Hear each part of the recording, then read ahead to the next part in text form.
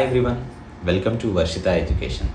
Service నౌలో బేసిక్గా నేర్చుకోవాల్సినటువంటి కోర్స్ ఏంటంటే ఐటీఎస్ఎం అడ్మిన్ అండ్ డెవలప్మెంట్. ఎవరైతే కొత్తగా ఐటీలోకి రావాలనుకున్నా లేదా సర్వీస్ నౌలోకి రావాలనుకున్న వాళ్ళందరూ నేర్చుకోవాల్సింది ఐటీఎస్ఎం అడ్మిన్ అండ్ డెవలప్మెంట్. సరే, ఇది నేర్చుకున్న తర్వాత నెక్స్ట్ ఏంటి? సో ఏం నేర్చుకోవాలి, మరి ఏది నేర్చుకుంటే ఒక మంచి పొజిషన్ రాగలుగుతుంది అంటే, సో దానికి నేను ఇచ్చే సలహా ఏంటి తెలుసా? ITOM, information technology operations management. So ఈ ITOM ITSMతో పోల్చుకుంటే చాలా ఈజీ అండి. ఎందుకు ఈజీ అంటున్నానంటే, ITSMలో అయితే మనం స్క్రిప్టింగ్ ఎక్కువ మొత్తంలో రాయాలా, సో అండ్ దాంతోపాటుగా అప్లికేషన్ మెథడాలజీ ఉంటుంది, ఫామ్స్ కావచ్చు లేదా ప్రాజెక్ట్స్ అనేవి డిజైన్ చేయడం కావచ్చు, అవన్నీ కూడా ఉంటాయి. కానీ ITOMలో అటువంటిది ఏం లేదు. సో మనం కాన్ఫిగరేషన్ అనేటువంటి ప్రాపర్గా చేసి దాన్ని ఎగ్జిక్యూట్ చేస్తే డేటా అనేటువంటిది ఆటోమేటిక్గా తీసుకొని వస్తుంది. దాన్ని మనం ప్రాసెస్ చేయడమే మన పని. సో అదేంటి అంటే, మీకు సింపుల్గా చెప్పాలి అంటే, ఇప్పుడు ఫర్ ఎగ్జాంపుల్ ఒక ఐటీ కంపెనీలో ఒక 10 సర్వర్స్ ఉన్నాయి, సో ఒక 10 కంప్యూటర్స్ ఉన్నాయని అనుకోండి. ఓకే, సో జనరల్గా అయితే ఆ ఐటీ కంపెనీలో 10 సర్వర్స్ని కానీ ఆ 10 కంప్యూటర్స్ని మెయింటైన్ చేయడానికి కొంతమంది ఎంప్లాయీస్ అయితే కావాలి కదా.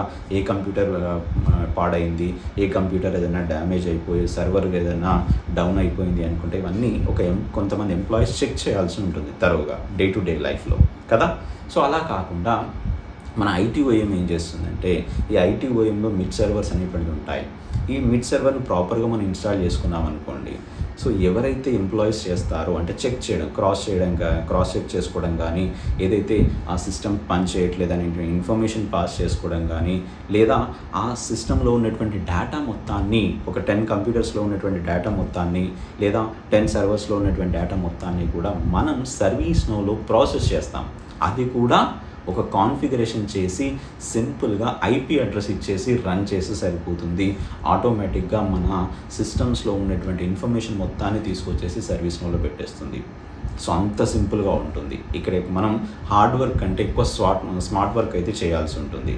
ఆ స్మార్ట్ వర్క్ చేయడమే ITOM. అంటే ఈ మధ్య కాలంలో సో ITOM మీద డిమాండ్ పెరిగింది. సో జాబ్స్ అనేటువంటిది మంచి ప్యాకేజెస్ కూడా వస్తున్నాయి. కాబట్టి ఒకవేళ కనుక మీరు ఇంకొక కోర్స్ అనేటువంటిది నేర్చుకోవాలి, సర్వీస్ నౌలోనే ఇంకొంచెం అడ్వాన్స్ లెవెల్లోకి వెళ్ళాలి అనుకుంటే మాత్రం నేను ఇచ్చే సజెషన్ అయితే ITOM అనే చెప్తాను. ITOM కోర్స్ నేర్చుకోండి. అది కూడా మన వర్షిత ఎడ్యుకేషన్ తరపున మీకు తెలుగులో ఆ ITOM కోర్స్ అనేటువంటిది ఉంది. మీకు లింక్ డిస్క్రిప్షన్లో ఇస్తాను. సో హ్యాపీగా నేర్చుకుని ఒక మంచి స్కిల్స్ని పెంచుకునే సర్వీస్ నౌలో ఒక మంచి ప్యాకేజ్ని ఉన్నటువంటి జాబ్ను గెట్ చేసే పొజిషన్ తెచ్చుకోండి. ఓకేనా? So thank you very much. Bye.